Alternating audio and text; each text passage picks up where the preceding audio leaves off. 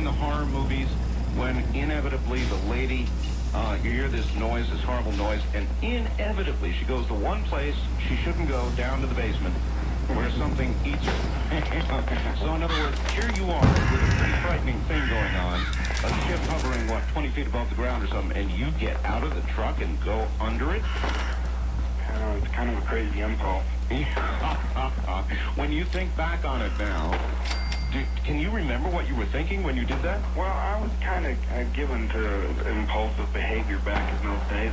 I certainly, changed me, and I'm not that way anymore, but, at the time I was just thinking that, it'd be gone, and I'd miss a chance to see how close. Howdy, Slick. The guys were really alarmed by what I was doing, and they were yelling at you to come back to the truck. Yeah, they were, and getting pretty excited about that. So how are things going? Not bad, not bad. As you can see by the crate, I managed to get the comm hub back. Although it wasn't easy, let me tell you. I've got the hub inside if you'd like to see it. I'll take a look, sure. All right, follow me. A kind of a high-pitched cyclic sound with some real deep tones that just, seemed to be so deep you almost couldn't hear it. Would you describe it as real loud or just there it is? There? Well, it was just there. It wasn't tremendously loud at first, but then when I got closer, and it suddenly got louder and it started to move. Able to get the old gal good going over. And it rose up a little bit. Of the harbor. That really scared me. And go ahead, I'm listening. Well, judging by the internals, this thing mostly appears to be a giant processor. My guess is that it operates as a kind of ASAM switchboard, connecting and communicating with the sensors. Which makes sense, really. I mean, it is called a comm hub. We're there. Distance, good size,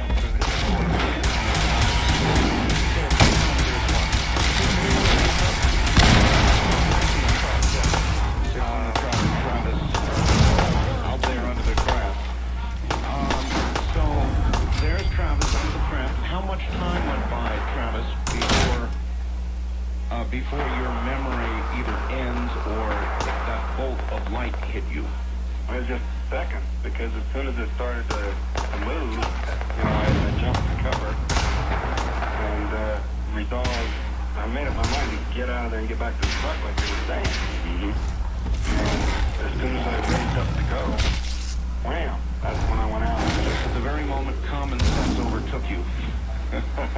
Now, in the movie, it showed this bolt of light that threw you down and literally threw you up in the air. Is that accurate, or is that dramatic license? So what they did there didn't quite look the way it actually happened. In fact, the movie didn't make it quite dramatic. The movie did some things that were a little exaggerated. In other places, they were exaggerated, and that's one of the places where the movie didn't make it as dramatic as it was in real life. The thing that hit Travis, whatever it was so powerful that it blew him back like an explosion. It didn't gently lift him up and throw him back like that. It was his going backwards was the result of a blast of some kind. I've described it many times as like a hand grenade going off in front of him. And he was blown backwards, literally. Wow. And Travis, is that where your immediate memory ends? In other words, were you out cold? Yeah, I just kind of felt a numbing sort of a shock, but it was just, I was out instantly. Out instantly. All right, then at this point, we shift back to you, Mike. There he is, laying on the ground. Looks like he's been blown up by something. And that's when the panic hit the fan, I guess, with you guys. At least that's what the way they showed it in the movie, and I can imagine that's the way it was. What did you guys think? The movie depicted that real well right there. It's almost identical to what happened afterwards. I mean, total panic. It wasn't. I don't even know if it was showed in the movie 2 or 3 seconds before I hit the gas. There it is. I think I hit the gas more or less. immediately seeing him hit the ground. You thought he was dead?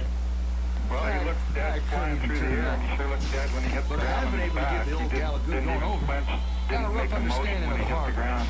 Dust rolled up around him, and we were headed down the road. I can imagine I'm listening. you were. And you Well, said judging by the internals, this thing mostly appears to be a giant processor. My guess is that it operates as a kind of ASAM switchboard, connecting and communicating with the sensors. Which makes sense, really. I mean, it is called the comm hub. Now, if we could get sensors connected and communicate, that really would open up our options. Let us do some cool things. careening is the right word. Hidden thing. Oh, yeah. Oh, really? What do you mean by that? Well, for example, remote management, managed software updates, division of settlement labor, and the obvious one, better communications. Now, to you, that last thing may not sound like much, but trust me, better communications is something we want. So I think it's in our best interest to get this comm hub running. Really begin to rebuild the Commonwealth. It was a real crazy panic flight. I'm on board. When do we start? In order to get things going, first, we need to turn this thing on. And for that, we're gonna need some serious power. And I'm afraid my little generator just ain't gonna cut it. However, as luck would have it, just a couple feet below us is all the power we could need. Go on. Concord has a municipal plutonium unit. Probably used to power every building in town. To get some real power flowing again, all you need to do is turn it on. If you wouldn't mind helping out. I'm on it. It's as good as done. I knew you'd help. You'll have to discover a way into the old service tunnels running under Concord. Once you're down there, find something that looks like a big old generator. Do what you need to start it up, then head on back. As soon as I could see that it wasn't following us, as soon as you could tell from looking in the rearview mirror and the other guys looking back, and it's not following us, whatever it is, it's still way back there. We've got a quarter-mile distance between us. In fact, in the trees, we lost sight of it. And then it's not quite so panicky. It's like, what did we do? We left Travis back there. Yeah, in a way, you're like Travis. Common sense returned about a quarter mile down the road. Right. So it hit both of you really the same way. Utter absolute panic. I do understand.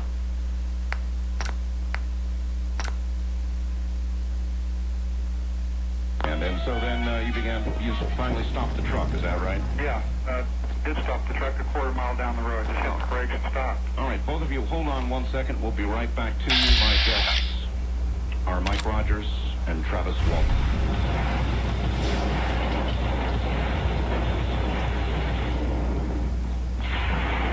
Hey there. Hello, sir. Back now to Travis Walton and Mike Rogers. I'll try to give them equal top billing here as we go along.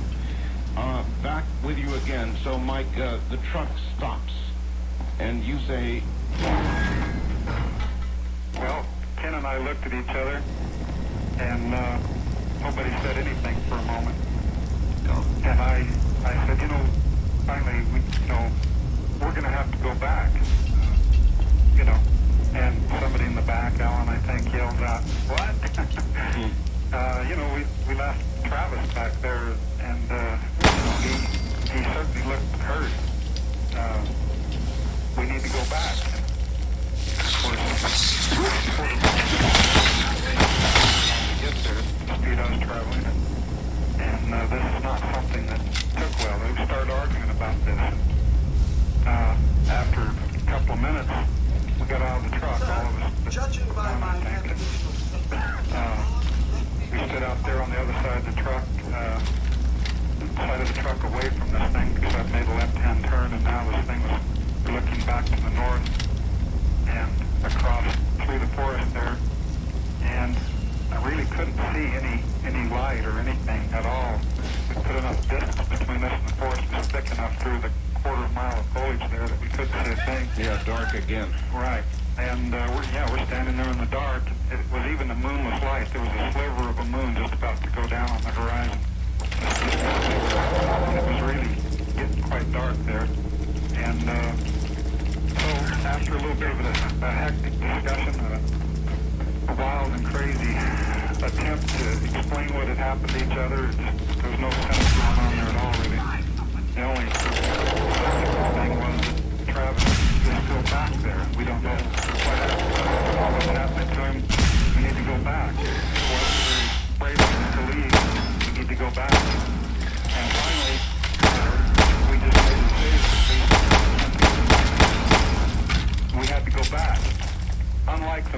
where in the movie they had the guys stand there by the road.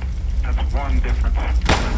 In reality, everybody elected to get back in the truck and go back rather than stand there in the dark. Oh, that's a pretty big difference. Yeah. And as a matter of fact, I would think the other guys would resent the way the movie portrayed them. Well, yeah, there has been a little of that. Well, for all of us, I guess.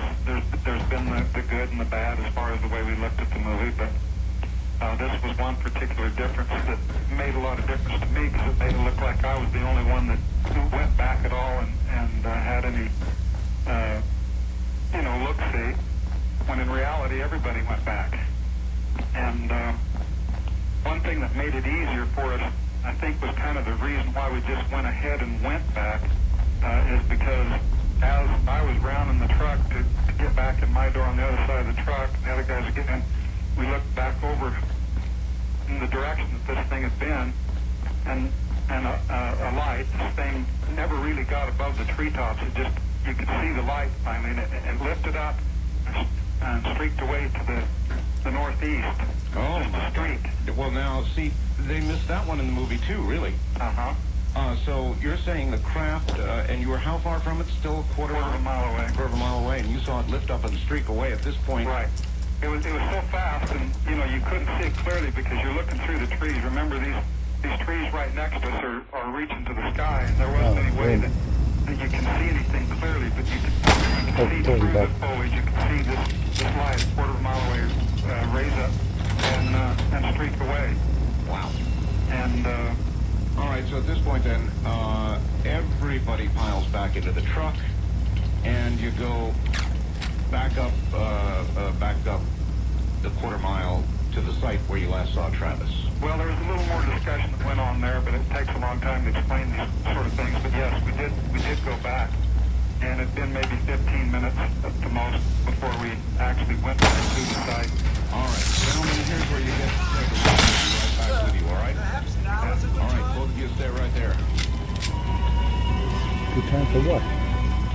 Stay planted, everybody. I've got guests. Mike Rogers, who was the crew chief, along with Travis Walton. Chained on the other side. Also here. And we're talking about an incident that occurred, an abduction, the abduction of Travis Walton. As depicted in Fire in the Sky, and sometimes not as depicted in Fire in the Sky. In other words, we're getting the real story. Travis had already encountered the vehicle, the craft, whatever it is you want to call it, and it had thrown a light on him, zapped him backwards, literally almost blowing him up. Mike and the rest of the guys had taken off down the hill. They were down the hill, as a matter of fact, about a quarter of a mile away, finally decided to turn around and go back and get Travis as soon as they calmed down after that truck careened down the hill. And they're just about to start back up, so we'll get to them in just a moment. Commercial continuity right now.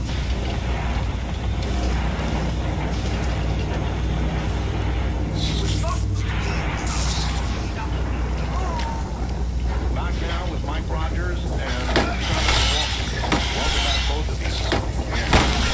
Okay, Mike, so here you are, I guess, headed back up the hill with everybody in the truck. You're going to find Travis.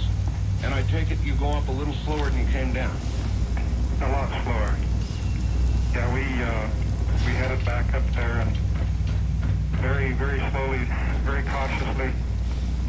We were still in a mild state of panic. I mean, it wouldn't have taken much to cause us to turn around and run, but we were headed that way, and we did get back to the site where this had happened. Upon doing so, since the thing was gone and there was no trace of it, it took a little bit of time to actually make certain we had the right clearing. But once we had done that, and we're certain we had the right place, and we're sure that we were in the right spot, we took a flashlight out of the glove box and shone it around there while we were still in the truck. Not seeing anything, shone the flashlight. Travis had fallen, and he wasn't there either.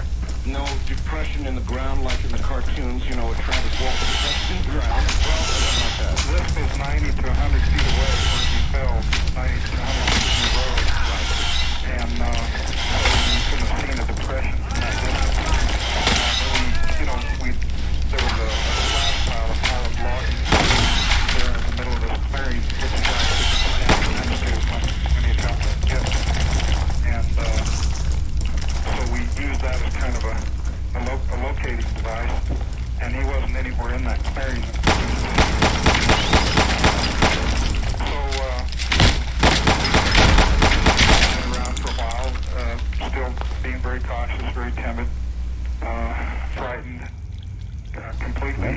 mentally overwrought. Just, emotions were at a high point. You were probably in a state of shock. Oh yeah, I'm sure that we were. I mean, I know what shock has been explained to me like, and I was definitely in a state of shock, and the other guys later on explained their feelings of it similarly. But we eventually pulled the truck up into the clearing where the headlights of the truck shone right into the clearing and right where Travis had fallen. And then another discussion had to take place about getting out of the truck and looking around.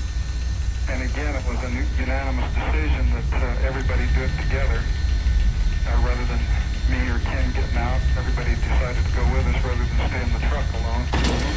So we were all walking around out there, but we were all very close to each other, shoulder to shoulder. Sure. 6 men, just as close together as they could get. I understand. And we had the one flashlight, but we walked up and down the ridge. We looked for everything. Looks really strong. We could find, which were barely visible in the pine needles intermittently, a heel mark in the edge of the road that I saw before we got out of the truck. And then, there was, you could see the pine needles were disturbed there where Travis had fallen, where he'd stood. But that was the only sign of him. There was nothing else there. And there were no footprints in the road leading out. But, from what we saw of the way that this thing hit him and how he flew backwards and how he hit the ground, it was pretty unanimous feeling among us that he wouldn't have gotten up from where he lay, So he had to be taken. Yeah. Well, everything put together, all this put together, made that very strong. And by the time we left there to head back down the hill to notify the authorities, we felt that he was taken. I mean, it was a real strong feeling. We had no other explanation. And we know that he didn't walk out of there. We know we didn't feel he was hurt in the first place. He looked dead when he hit the ground, and we were certain that he had been abducted. All right, so you guys drove back to town, I didn't want to do that. probably half in a state of shock the whole way, and reached this cafe gas station that they showed in the movie. Is that accurate? Fairly. Well, I took There a fusion core. wasn't a lot of people around. Like in the movie, they added more people and whatnot into that. But what actually happened is that we stopped there. In fact, on the way into town, I wasn't the one that actually made the call. I guess they just chose to use my character throughout the movie there in certain places. They do things like that to simplify movies. I understand that. So. And because you've been the crew chief, so in certain, they would imagine that you would act in. Who did call? Well, a guy who they even changed his name in the movie. His real name is Ken Peterson. In the movie, they called him something else. I don't remember right now what it was. Had you guys made a decision, all of you, that you would call? I mean, you knew. No, that was the problem. I would have called normally, but I was against it. I didn't believe that we would be believed. I thought that we should report it as a person in our crew missing. Somebody got lost, and try to get somebody to help us search for him. In fact, I didn't even want to notify the authorities. I thought we ought to just get some people. I didn't have a deliberate plan in mind, or just Go up and find Travis. yeah, I just knew that we needed to look for him before the authorities were notified, because I just knew that they would not believe this, Yeah. And that was my feeling. So this was a discussion on the way back into town. And so by the time we got there, Ken Peterson called, and the reason he called was because he was very firm. He was the guy in the movie that was, even though they changed his name, he was depicted as the choir boy, the steadfast, The church-going fellow. the church-going choir boy, right? Yeah. Never told a lie in his life, and that's a very accurate description of Ken Peterson. And he was very adamant about reporting this to the authorities. He wouldn't take any other thing for a way of doing it. I mean, he was firm on that entirely, and so he's the one that called. And he called. He didn't know who the authorities were, but the call that he made there in Heber connected him with the Chuck Ellison, who was a local deputy there, Navajo County deputy. Right. And he's the first one we talked to, and then after talking to him for a while, and I don't think that Chuck Ellis believed it at all, just like I suspected. But after a while, an hour later, after Chuck Ellis had notified the county seat, the actual sheriff, who was Sheriff Marlon Gillespie, came down with another man, an undersheriff, Ken Copeland, with him. So there was nobody named Blake Davis? No, that was a composite character. Yeah, okay. And Lieutenant Frank Waters, also composite? exactly. All right. See, there were a lot more law authorities altogether involved, and to get all those people and their real names and their, there was composite characters. I've got you. That was done several times in the movie, because the movie involved a lot more characters everywhere along, and they had to simplify that, I guess, is the only explanation I know of, but it makes sense that they would do that. Well, there was one point there where I guess just Yeah, before don't worry, we're still loading the the law arrived, outside, you so. said, look, we're going to stick with our Yeah, story, or took somebody forever. said we're going to stick Then with again, our it story. comes Was there a along. general agreement to do that? Well, it's funny. I think the movie was trying to play kind of a murder mystery type of thing to the audience. Oh, In reality, this stick to it is, let's not have contention among us here, even though we have differences of opinion of what we should do and what we should say to the authorities. It was like, Ken says, I'm gonna call him, and I'm gonna tell him the whole truth here, and I hope you guys don't try to act differently, because this is what we need to do. We need to tell the complete whole truth about this thing, and just let the chips fall where they may. well, you had to know one of the places Yeah, those he's got his calls were gun in to it, fall boy. was in the murder column. In other words, they suspected it because of the nature of the story.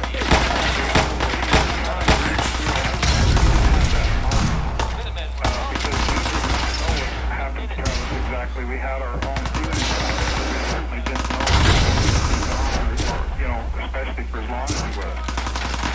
There was no way I could foresee the future at that point. And I was concerned at that point with the way it eventually turned out, the accusations of murder and everything. We shouldn't tell them the whole thing right now, because They're never they're not gonna going to believe it. Oh, God. They wouldn't even Not those guys. I know. I don't mean to leave you out, but this is important. We left out. When you hear all this now, about all that went on and what they saw and what they did, I know that after the whole thing, you felt, according to the movie, some resentment that Mike and company didn't stay there and try to get you, that they took off. When you hear all of this now from Mike and others, what goes through your mind? I mean, do you suddenly understand? Well, I felt less resentment than Mike might have believed for a while. I mean, back when this happened, Mike, every time he was interviewed, somebody would ask him, how could you go off and leave your friend like this? I don't know, Yeah. the sort of feeling that he was getting from my family during the search and things.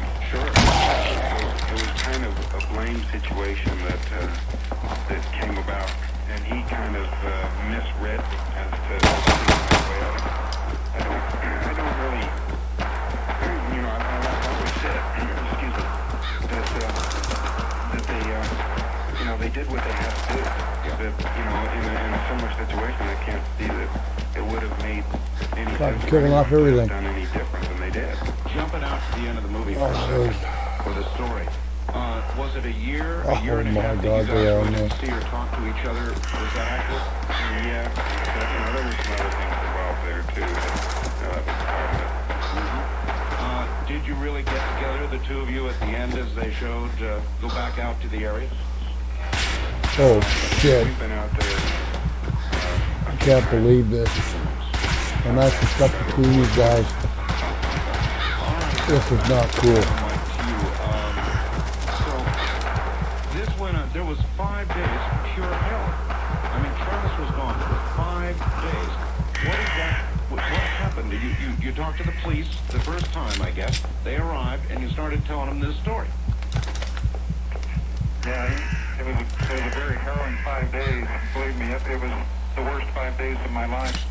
And it didn't get much better the next several days after that. But Yeah, the sheriff, although he's always held a line publicly that he's skeptical. I think he was the only one of the 3 police officers that we met with that night that gave us a glimmer of hope. He partly believed, at least his mind was open to the possibility that what we were saying altogether was true. Well, here's a guy who probably knew you. It's a pretty small town there, and he knew your characters, so... He had actually had a sighting himself not too long before that, a few months or years before that. And I guess from what I heard, this was what made him at least open-minded to the possibility. He never just totally believed it, but it left him open enough to where he could take what we were saying serious to an extent. Sure. And it made it possible for them to go out and conduct a real search. Not that wasn't working out with The it. movie showed helicopters out. Oh yeah, it was dog teams, the whole thing. 4 days worth of searching altogether. Good thing I How remember many that was men were there. involved in that? Oh gosh, 50 to 100. I don't know how many. I'd just be taking guesses. I don't think anybody knows that actual figure, but it eventually involved Place is a aircraft and nightmare. helicopters and dogs and you know what's funny about the search? The one thing that I always bring up about it that the movie never showed is that this search was so thorough that these guys would come back from a jog out and around with their hands full of debris that they had found in the woods. Everything from pop tops to beer cans to old oil bottles, you name it. Old pieces of logging equipment, pieces of cable and whatnot. They literally slicked those woods up and they'd come back and throw them in the back of the pickups. And they had piles of debris there that was gathered up. This is how thorough the search was. They were looking for every little speck or clue that they could find and managed to clean up the forest in the process. And I thought that was kind of funny. I always have since then thought that was kind of an interesting little part of the whole thing. Well, it's interesting because they didn't find Boy, even a that trace, turned did they? deadly Right. quick. Not so much as a footprint. Wow. So Travis was gone. In other words, he wasn't...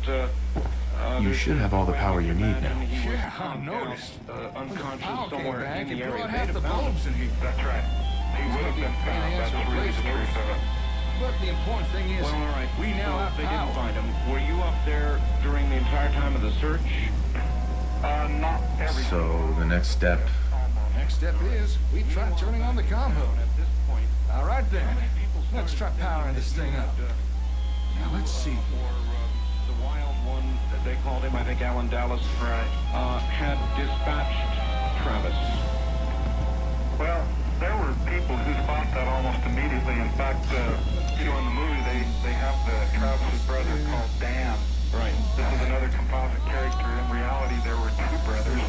One's name is Dwayne and the other's name is Don. I'm ready to give this a And go. Dan was a name in between, combined the 2 brothers together. In reality, one brother was very supportive because he believed it, because he had an experience himself a few years before that, where he had seen something fairly close range in the woods while he was hunting. The other brother was that totally was interesting. Yep, that's certainly one way to put it. the foul play was involved. His To be brother was honest, murdered. I was kind of worried this might There happen. was some confrontation. I've been sitting around the news for so long. And So many of its parts have degraded. Seems even with enough power, there's no getting around blowing out capacitors and pairs semiconductors. Still, it's worth a try. If you came back with a story that, sorry, your brother's gone. So what now? Give me a day or two. Maybe I can swap out some of the busted parts, clean a few tubes. It might be enough. I know it may not seem like it, but this was a step forward. he believed that the foul play was involved, while the other one, the one You're okay? Sure. I'm fine. completely supportive and believed. Okay, if you want to start rebuilding the Commonwealth, I better get to work. Thanks for your help today. I'll put out a radio message again when I've got news. Take care out there. Mode of the town there. That summed up the entire reaction of the town. You had those that were almost completely supportive, and those that were just those who believed that we had murdered him, or the whole thing was a hoax or something. but it was very divided that way, almost down the middle. And that's what made for a real wild situation in the town there for several days. In fact, ever since, really. Well, the fellow they called Alan Dallas, the bad or the bad seed or the drifter, was he as hot-headed as they depicted him to be in the movie? Yeah. He was. Yeah. So then there was some reason that, you know, particularly since Travis, did you really have that altercation with him? Well, we nearly come to blows. That'd be kind of a situation that cropped up with not just me, but some other guys on the crew.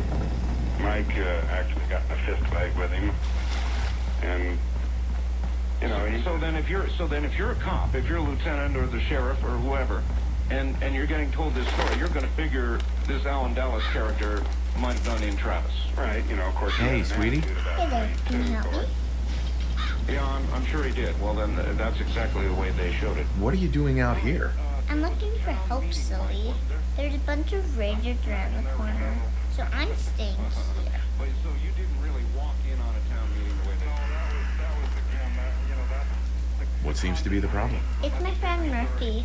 He went to the family store, but it's been a while, and I'm starting to worry. Can you check on him for me? Do it that way in the movie, which summed it all up, really. I'm sure you were thinking Travis is never going to be found. I'm either going to be suspected of being or. You should look for your parents. Where are they holed up? In Quincy. That's where my mommy died. I don't know about my dad. My mom said I would give him a name someday. Beginning to arise, and by the end of the fourth day of the search, it was full. Does that little scam actually work on anyone? What's a scam? I don't have time for this. You're on your own, kid. You're gonna leave me all alone out here? All right. Now, here we are in town. They're beginning to suspect you strongly and the other guys of murder. Maybe Dallas, maybe all of you. They don't know, and they keep asking questions. At some point, according to the movie, they wanted you to take a lie detector test. Is that right? That's right. I imagine you thought pretty hard before you decided you'd take it. Well, not really. We all knew that we were telling the truth. There was no doubt of that. And we certainly knew we didn't murder anybody.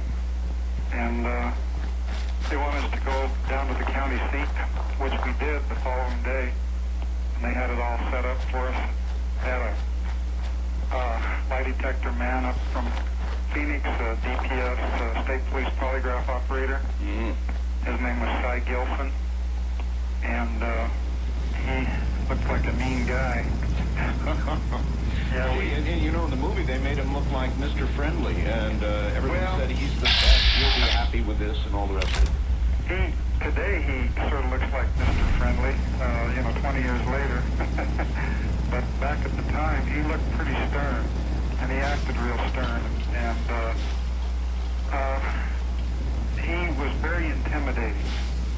And there was a little conference that went on before these started early in the morning. It was a Monday morning. And he really had us intimidated pretty bad there. To the point to where after we went to set up the machine for the lie detector test, some of the guys, including myself, were feeling just a little bit uncertain. We were a little Not bit now. afraid Fine. that just by the way this guy acted, the intimidating manner in which he talked to us there, we were afraid maybe there was some government involvement. That turned out that wasn't true.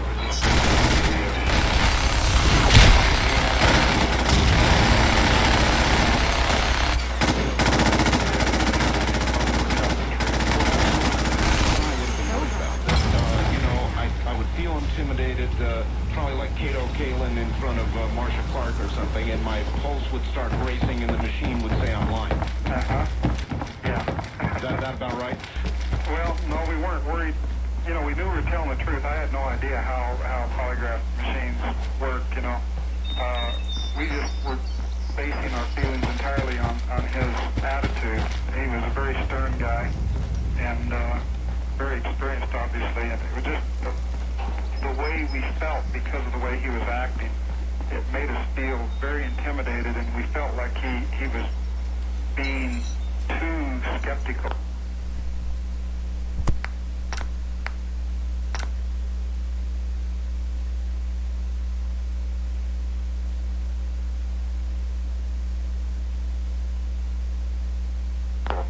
He was acting extremely skeptical, and he'd pop me on the back of the arm with the back of his fingers, you know, on my arm with the back of his fingers, and he'd say, "You're not lying, are you?" And pop me on the shoulder, you know.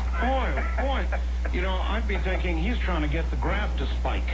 Well, he had us intimidated. He definitely did. And All right, well, so you all took it, and, you know, the impression I got from the movie was that one of them was inconclusive, but that the others had all passed. yeah, and the inconclusive one, of course, was Alan Dallas, but not because he wasn't telling the truth. Him being the person he was at the time and involved in a few more things than anybody actually knew at the time.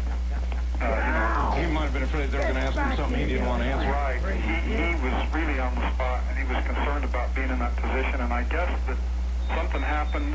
Never have heard the complete explanation. But, you know, these lie detector tests, it's not just like they ask a series of questions once. They actually go through it at least 3 and maybe 4 and even 5 times.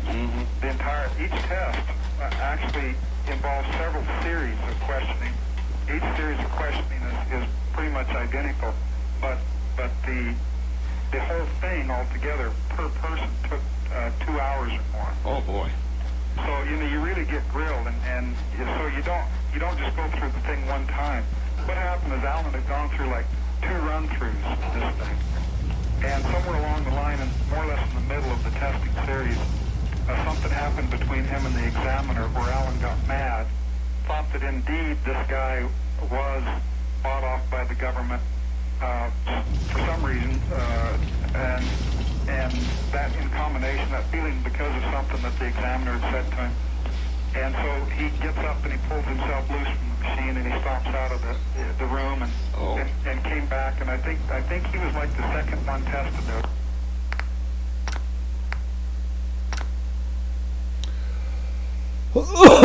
One before him, and he had drawn the straw for second, and I'd drawn straws for like fifth or something like that.